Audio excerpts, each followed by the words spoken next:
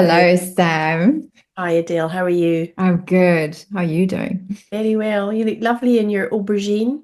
Yes, I think we're sort of matching I know we aubergine didn't today. we didn't set that up this morning either. It's just No, just organically. Yeah, yeah, it looks good on you. Because I know you had your colours done, I right? did. I did. Yeah, it was a bit of a shock. I thought I was an autumn, but I'm a soft summer. Who knew? Who knew? Well, it looks great. Looks good on Yeah, you. Yeah. And as of course as we change going through perimenopause, our skin tones change. So therefore our wardrobe can also I change as well. know. Makes sense. Yeah. Well, Mhm. that's definitely going to be a future episode. Yeah, yeah, yeah.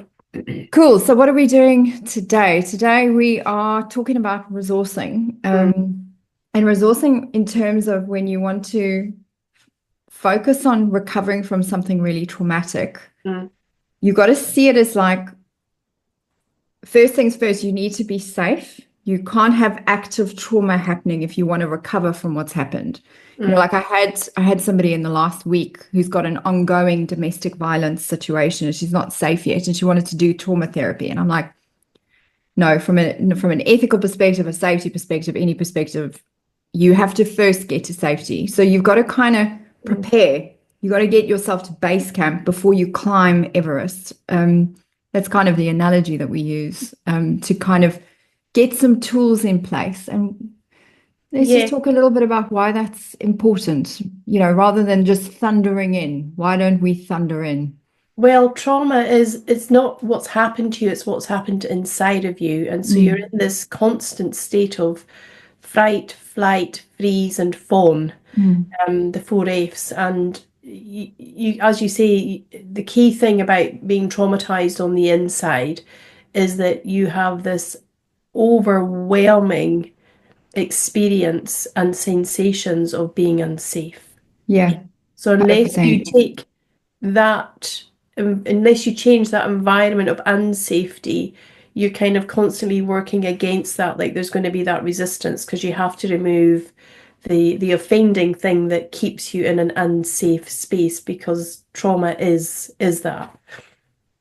Yeah, definitely. And I think Stephen Porges, who has done a lot of work in the field of trauma, he came up with something called the polyvagal theory.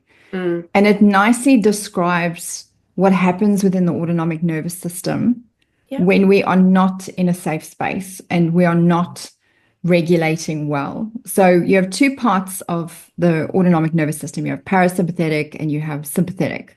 Hmm. And parasympathetic, you have two areas. You have the dorsal vagal and the ventral vagal. Now, Hmm. what the hell does all this mean? Yeah. So, Sounds like a foreign language for some, doesn't I it? know it's like crazy. So, I like to see it as like there's a diagram, and you have green at the bottom, yellow in the middle, and red at the top. And the green at the bottom, this is the nice, calm part of the parasympathetic nervous system. It's called the ventral vagal Yeah. side. Yeah. And the parasympathetic nervous system is navigating things in the background. It's sort of looking at things like your digestion, your heart rate, what's happening in your neurotransmitters in your body and all those things that are happening in the background. Like, how's your sleep, just everything Body that's temperature, all of those things that in the background. yeah, yeah, And when you're in a good zone, when you're in this ventral vagal side of the parasympathetic, you yeah. rest and digest side, you are calm, you're settled, you're connected, you have curiosity, you're open, you're compassionate, Mm, you're kind of grounded. Okay, yeah. so this is when we're in a good zone. And then we have what happens when we're now activated and in the sympathetic nervous system. So you need some sympathetic nervous system, otherwise we wouldn't get out of bed and do anything in the day. So, as we discussed within the stress episode, Yeah. it's important to have something to kind of get going with. It's when it's too much that it moves from eustress into distress. This Yes. is when you got to kind of watch that. So having the sympathetic nervous system with the fight or flight activated, that's that kind of yellow zone. Yeah. We're good. We can have some of that within our universe and we're doing well. Mm, And when we're in that kind of zone, what we got to watch is overdoing it. It's what's our threshold, because when we overdo it, we now end up in the wrong side of the parasympathetic nervous system. mm, This is the dorsal vagal side. And this side is when we're we're overcooked, we're overloaded, we've had too much trauma, too much stress, too much everything. We go, go, go, go, go. Now we collapse. And we collapse in that place of collapse. This is where we freeze and we fawn. And this is when we start feeling hopeless and helpless and numb and disconnected and depressed and shut down and trapped. And we're feeling completely and utterly in a not good zone. And I And like to our, think of the dorsal as a like as the fin of a shark, the dorsal fin, and like yes, actually swimming away from the shark. yeah, A nice way to exactly. think about it. Yeah. So the thing is, as human beings, we are designed and we exist to meet needs. And when our needs get met, we're Mm. cool, we feel fantastic. When our needs do not get met, we Hmm. feel not great. So Yeah. when you're in that place where you're not feeling great, you're going to do something to make yourself feel better. And in this doing stuff, you have what we call resources. Yeah. So when we talk about resourcing, you have two types. You have survival resources and growth resources. And survival resources are used to get us into action, get us into sympathetic state, or to help us collapse and disconnect, get us into that dorsal vagal Yeah. state. Yeah. But both of those, it's not great, right? Because you go, go, go, go, go, collapse, come Yeah. back. Go, Yeah. go, go, go, go, collapse, come back. Not sustainable. And dissociate too, because Nathanson talks about that in his writings, doesn't he, around shame and pride and the different types of effect. And we've got six negative effects that we can have. So that's an emotional state that we have in the body. We've got two positive effects that we can have, and then we've got this one neutral effect. So we can, for some people, they can dissociate, they can attack themselves or others. Or avoidance, and we're going to come to avoidance and addiction in time. Mm. Definitely. And I think the thing with when you're preparing yourself at base camp before you want to climb this mountain of recovery, because it's a process, it's a journey, it's a learning journey. You need to be resourced and ready to go on that learning journey. You got to make sure that you have sufficient growth resources in place. So growth resources are resources that keep us in that ventral vagal green zone, the cool zone. Yeah. We feel grounded, settled, calm, and we feel able to be curious. And you need that curiosity to be able to learn. When you don't have that, you're kind of in this state where you're wired or exhausted and collapsing, and it's just not sustainable. The system is really unsettled. And for many of us, we know this underlying sense, but it's a deep feeling, a deep sensation or knowing that something has really unsettled my system. And Mm. that can be a normal day-to-day experience for many people. Yeah. Many people. So yeah, when it comes to the survival resourcing, we're all addicts in a way. We all have our own addiction. It's just that some Yeah. are socially accepted than others. Yeah, and the thing with survival resources, I mean, they sound like negative things, and they really are not. Mm. It's very important to not shame them. I like what you said about the different affects in the works of Nathanson, because he talks about that dichotomy and diffusement that starts to happen when we feel shame about having anger, or we feel negative about a survival resource that we're using. We're embarrassed, we're ashamed of what we're using to cope and Mm. survive. Mm. And that is not a place where we can really learn or discover from a place of curiosity. I'm using that survival resource. I wonder what need got met by that. Because if I understand that, now I know what is a better strategy of growth resourcing that I need to use to better resource myself to climb the mountain. And this is where we get to, I know you're going to talk about the foundations of the organism, which it does exist to meet needs. And so Mm. primarily we're seeking towards a more desirable form, aren't we? Yeah, yeah. Yeah, And yeah, that's what progress is that progress, whether it's addicted to heroin or alcohol or any other drug or shopping, we are moving towards what we perceive as a more desirable form. And so that's something that can't be shamed. And of course, we're always trying to protect that feeling of shame with our behaviors to meet our needs because our entire sense of self is tied up. Shame is tied up with our sense of self and our relationship to others because self isn't just about me, it's about me and others and you. So that's how we kind of develop ourselves as we during those developmental years. 100%. And if Mm, you see it as like a triangle where it's mm, like we exist to meet needs, when our mm. needs are met, we feel positive emotion. When our needs are violated, we feel negative emotion. And then Yeah, we have this response in this attempt to meet the need.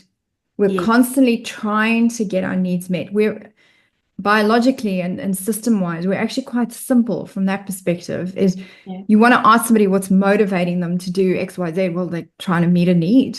yeah, And what we've got to get curious about is what need are we trying to meet? So in trauma therapy, we're very curious about the needs that govern everything underneath it. You get triggered because a need got violated. You're happy because your needs got met. You're yeah. ashamed because something over here didn't get met and you're kind of conscious about it. You don't feel like that need is valid, right? So even shame is a thing around validity. And I'm in the process of producing some work at the moment around a sense of self. And the sense of self for me is like you know that you have needs, you get that your needs are valid, and then you find a way to advocate for those needs. And if you don't have the three, your sense of self is rocky. And Mm, when you're nice. traumatized and you Mm, don't have this kind of solid foundation for yourself, you're on rocky footing, right? And yeah. then you start to doubt yourself. And when you doubt yourself, now you question whether your needs are valid. And that's where shame kicks in. Yeah, so when somebody's coming into your clinic for therapy, like what is motivating them primarily is that there's a need that hasn't been met, and it's met some form of a crisis point, if you like. They've tracked along like this for many years or many months. You know, it's part of their core organization that they don't believe their needs are worthy of being met either. And so I just want to highlight, and I think we do this at every point of our podcast, is that these are often unconscious behaviors. Very unconscious. Yeah. Yeah. So let's take a look at some of those survival resources because some of them they look really great, don't they? Like, Yeah. no one would say that's a survival resource. But the key way of identifying a survival resource is number one, it keeps you in that fight or flight, freeze or fawn zone. Yeah. So it's getting you into action. So it gets you to safety through action, or it gets you to safety by collapsing and disengaging. Yeah. But Yeah. it's not grounding and settling. Okay, so that's point number one is it's got this kind of action associated to it. The next piece that is key is it meets needs but undermines needs at the same time. So it's kind of not quite a win-win. And I Yeah. think of one of my survival resources when I'm not feeling great, I'm a bit of a shopaholic.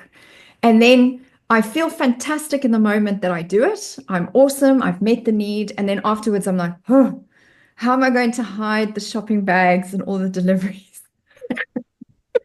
Especially when you live, where you live, Rurally. rurally, yeah, it's quite difficult to hide a post van coming down the driveway, isn't it? Yeah, Have to pick exactly. up at the post office. So it met the Yeah, need, but undermined it at the same time. So it's not that kind of net win.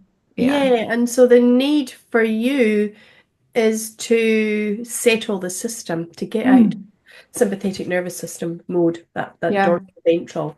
Yeah, yeah, exactly. So if we look at some of the kind of survival resources, so Pat Ogden, who is an incredible trauma therapist and Mm. guide in this work, and she wrote an amazing book all about sensory motor psychotherapy, and it's a clinician's guide, and it's amazing. And she has this like diagram in this book that is just it nails survival resources completely. And the top left quadrant is this people pleasing. You really People pleasing, yeah. clinging to people for safety, soothing, comforting other people, like very noble. You'd never say this is a survival resource, but my No. goodness, it is such an unbelievably epic survival resource because how better to cope with one's trauma than to rush and sort out everybody else? Yeah, yeah. And so the character of this person might be always first to put themselves forward to do anything, the volunteer, but at the detriment of themselves. So they're absolutely dog tired, but they just continue to go because this is a survival that if I'm a good person or seem to be this good person, then there's no conflict in the world. So that's primarily what it's about. Yeah. And the next one is I suppose a type of addiction that you and I are quite familiar with is workaholism. Very Yes. noble. being a workaholic, just working all the time, overdoing to keep very busy, needing to know everything, excessive need to excel, that kind of perfectionism qualities, all survival resources. Yeah, and it's really interesting when you mention the word addiction around workaholism um, because it's a socially accepted addiction. Oh, Mm. look at how well they're doing, or look at the car they're driving. That's because they work really hard, and look at what they contribute to the economy. But it's the same feeling. It's the same feeling. It's the same feeling for addiction to heroin or alcoholism. Like it's doing the same thing deep in the system. But the thing is, I mean, some people, for some people, having, a real focus on their work can be a growth resource. The test is how are we doing it? What's our way of doing it? If you're doing it in a way that meets needs but undermines a whole bunch of other needs, then Yeah, you're in that unhealthy from eustress to distress mode. You're kind of like yeah, overcooking it now. yeah, And like if you're working, but you work nights, you work weekends, like you don't see your family, there's no connection with other people. Okay, now you're in that kind of negative zone. yeah, yeah. Yeah. But it's that fine line, isn't it? Yeah. Oh no, I'd rather work than, catch up socially because we're wired at a DNA level to be relational with others, aren't we? Not to be in We are. isolation with our addiction. Yeah, Yeah. yeah, yeah. Next up is being hypervigilant. Oh, So this is where we see lots of anxiety. So anxiety, hypervigilance, fleeing, running, or even fighting, getting irritated, lots of outbursts, letting off steam, shouting. All survival resources, right? They meet that immediate need of, okay, let's get there. And then afterwards, there's that shame will kick in where it's like, oh no, I shouldn't have shouted like that, or I shouldn't have behaved like that.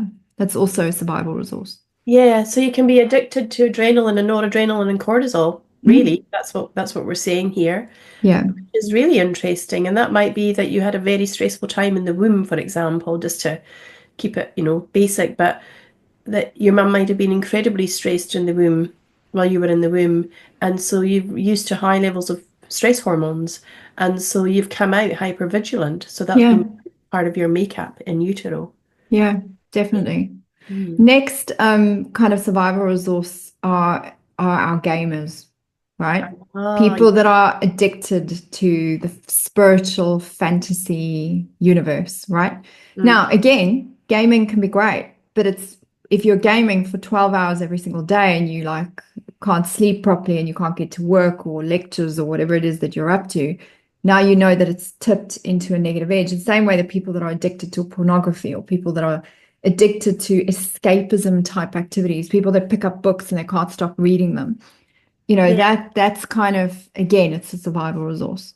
And then there's the social media as well with our young ones, like smartphones, like how our young ones are now, addicted to their phones and scrolling on, TikTok, Facebook, Instagram, and what that's doing to their system. So they're learning to have relationship with a phone rather than relationship, and that's with one to one in a room with another. And they can spend hours on their own in the room. And, Joan Halliburn, who's an exceptional psychiatrist and psychotherapist in Australia, she talks about how that can also feed into some of the somatic anxiety disorders that we're seeing in children and the anxiety and the depression that we're seeing in children. And there's a really interesting book a paper that somebody has written. Gosh, his name escapes me now, but he's done a whole study on the development of the child's brain and what access of information they have. And so the brain isn't keeping up with this side. And so it's kind of incongruent to normal developmental processes that happen during those young adolescent years. Yeah. Definitely. Yeah. Next survival resource that Pat Ogden talks about is actual addiction. So engaging in kind of quite dangerous or extreme self-destructive activities. So over or under eating, alcohol, drugs, harming of your body, cutting, all that kind of stuff are survival resources. Mm. We look at them and we kind of go, oh, that's not good. It's bad. It's negative. No, it's designed to meet a need. Yeah. And we need to kind of lean in and understand what needs gets met when you're cutting yourself. Or maybe it's the need for release or peace, escape, like maybe this cutting myself, I need to understand it, not stop it. It's terrible. It's like, no, hang on, let's actually like study it. Let's get interested in it so that we can understand if we designed a different strategy consisting of growth resources, what might that strategy actually consist of? And that's why, if you look at the meeting the need through alcohol or drugs, for example, on willpower alone isn't enough because it's understanding why am I going to these resources, because they're resources, right? Mhm. To make myself feel better so that I can start to get into that kind of dorsal vagal, The ventral vagal. the Yeah. vagal, Mhm. the green zone. Yeah. Yeah, it's yeah, and we have such judgment on people who have alcohol and drug addiction, but it's no different to what they're trying to relieve to the shopper or the workaholic or the gamer. It's no different. Yeah. And the thing that's really important is we don't always choose our survival resources.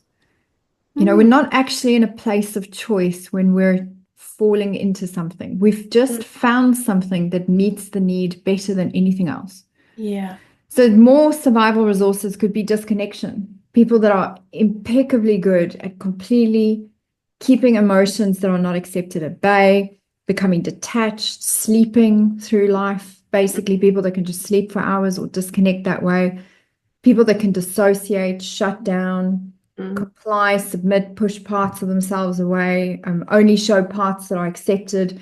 This is hugely deep level of compartmentalization. It's very clever mm. kind of resource, this one.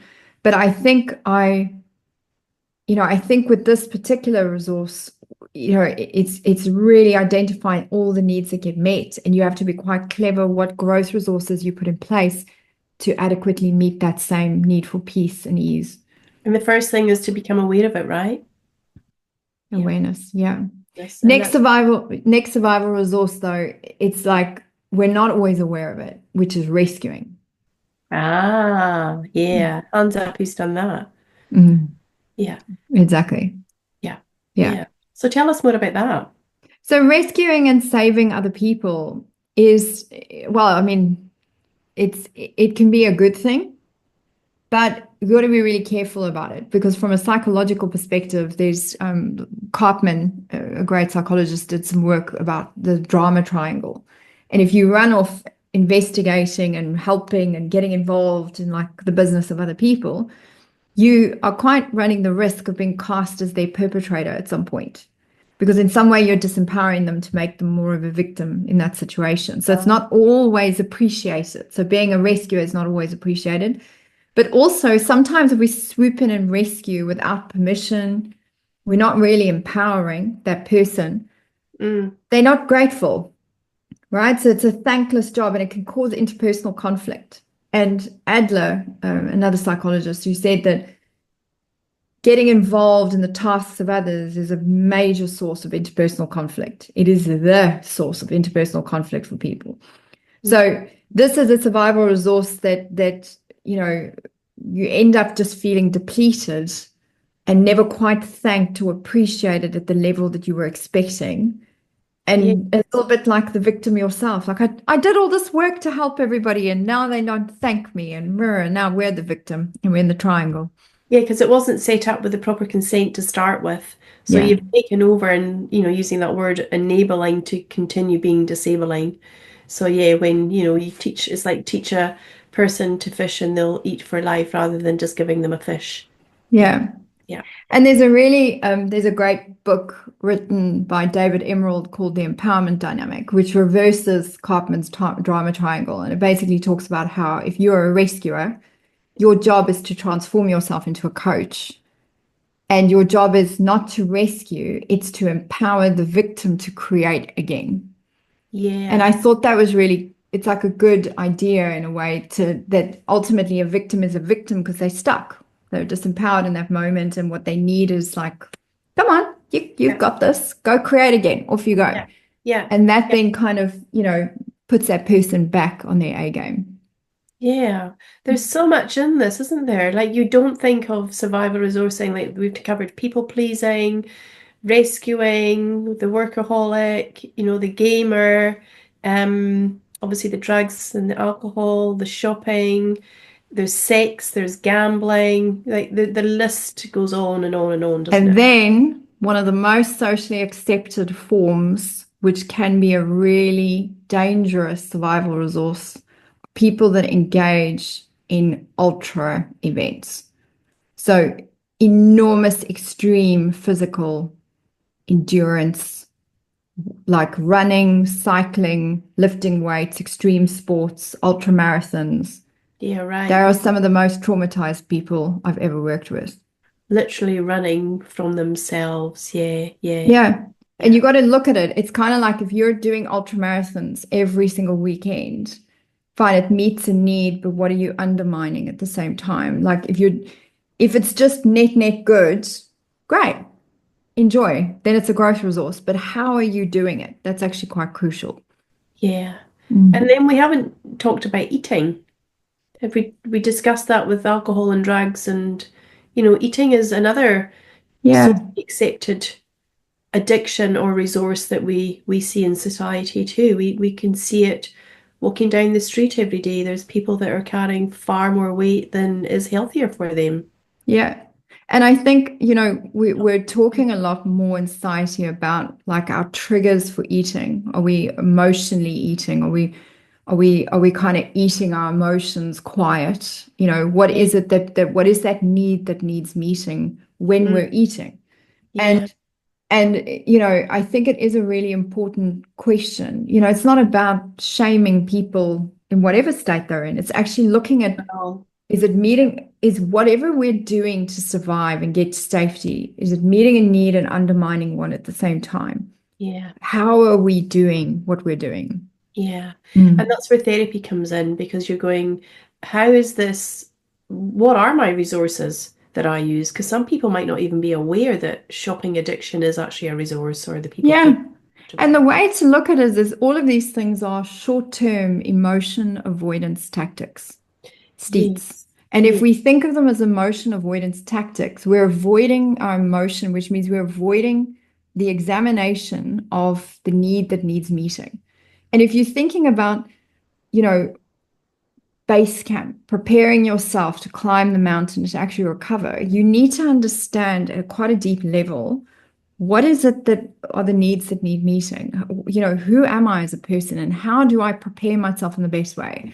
I think the worst thing you can do is if you've experienced any kind of trauma in your life is Mm. to just thunder straight into therapy and just start talking about it. You haven't stabilized, you haven't resourced, you haven't actually prepared yourself for the trip that you're about to take. Yeah. And I think it's irresponsible.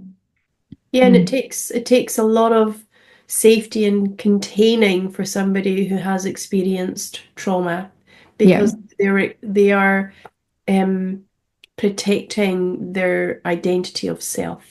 definitely. That can get lost in the trauma cycle too, is like, who am I? And so psychotherapy really does go very deep into that, really studying who you are, what self means to you, what your experience was developing self as a child. And so it starts to make sense that why you go for these resources, even though it's undermining this part. And there's an awareness about that for some, even if it's so distant, they know that the shopping or the drinking or the people pleasing, like there's a part over here that's got this soft little voice that's just undermined by this resource that was used. 100%. Yeah. Yeah. And the thing is, at the end of the day, whether you tackle the challenges that you have using psychology or using psychotherapy. I mean, psychology as a coaching psychologist, it's a lot faster. You're looking for interventions that are forward facing, getting better quicker, moving past your kind of issue faster. Yeah. I love that about coaching psychology. But at the same time, with psychotherapy, with certain things, we have to go a little bit deeper. Yeah. And I think as a practitioner, as clinicians, being informed on both sides are really important because you need to know who's in front of you and kind of like Mary Poppins pulling the things out the bag. Like you need to be able to adjust depending on what's in front of you and Yeah, and have it's got to tools. be very gentle, and say again that safe container. So it can be a very slow process, and for some it can take years to work through that too. Yeah. Depending on the personality type, your genetics, what type of trauma you've experienced. Is it one big trauma? Is it a series of micro traumas? Yeah, there's Yeah. a lot in there. So, just a few more points before we close. So, when you're experiencing like negative emotion, it's important to get that it's a process that is controlled by your body and your brain. Like you can't think your way out of a negative emotion. You're experiencing a negative emotion and it's a normal reaction to not having a need met. And Yes. trying to suppress that or shame it or say it's wrong or bad, you make yourself actually depressed in the process of doing so.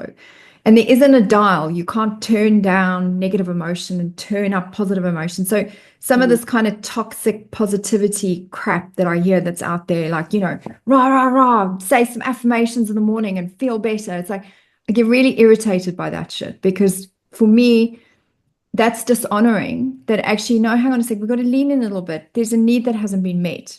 mm, We don't need to bathe in that and get yeah. all pathetic about it, but at the same time, we do need to honor that our needs matter and are valid. And if we just go, I need to flick out of it, you can Mm, make yourself depressed. And I think honoring that is really key. And there's some components that are crucial for when you're at base camp preparing. So in our next podcast, we're going to talk about our episode, we're going to talk about growth resources, which are the ones yeah. that get you down to ventral vagal. But what's key is the mindset. Okay, I'm going to go on this journey. I'm here at base camp. I've identified my survival resources, Mm, what they are. So it's like make a list for yourself. These are my survival resources. These are the needs that get met. Okay, mm, so meet the need for peace, for ease, for happiness, for safety, for connection, for love, for calm, for get some yeah. idea of like what gets met, but then look at what gets undermined at the same time, Yeah. right? Yeah. Because this makes it a zero-sum game. But knowing this list is crucial because whatever you design as a growth resource is going to be good enough. Yeah. And If that it list is not wrong. It's like, wow, look at the data that you're collecting by sitting with a pen and paper and making that list and really going deep on your own as well, because the self also has a knowing. And, we get back to that ventral vagal parasympathetic mode where the self knows, but it it has knows, it yeah. has to be settled to know. It has to be settled, and you have to. Healing is a learning journey. And if you're not in that place of settled, calm groundness where you can be curious Mm, about like the needs and how did it work and how did I get here, and like yeah, you're not in that place of curiosity and self-compassion, yeah, you can't learn, you can't heal, yeah. right? So you got to have a mindset where you compassionate with yourself, you're curious about your needs, you're not shaming yourself for your survival resources. You are getting that you probably need to do some adjusting, kind of a part of the healing journey. So you're accepting of this willingness to adjust. Yeah. You are coachable, you're ready to learn, you're a good student, you're prioritizing the journey, and you're not like externalize. It's someone else's fault. Someone else needs to do stuff. You've got to be in a place of like, I'm ready. I'm ready to climb Yeah, Everest now. it's that self-responsibility, but if we break down the word of responsibility, it's actually the ability to respond. So that's where we need to look at, these growth resources and study self to see what your survival resources are before tapping into growth resources, because growth resources are different for everybody. Everybody. On Yeah. what your resources, do you have a supportive partner? Like, what's your work environment like, etc. Yeah. Yeah. Awesome. Okay, so that wraps up today. Yeah, And thank yeah, you. next Thank you, time we'll talk Adele. about those growth resources and Yeah. yeah. Until next time, using all the things health, relationship, and trauma. Okay. Bye-bye. Bye.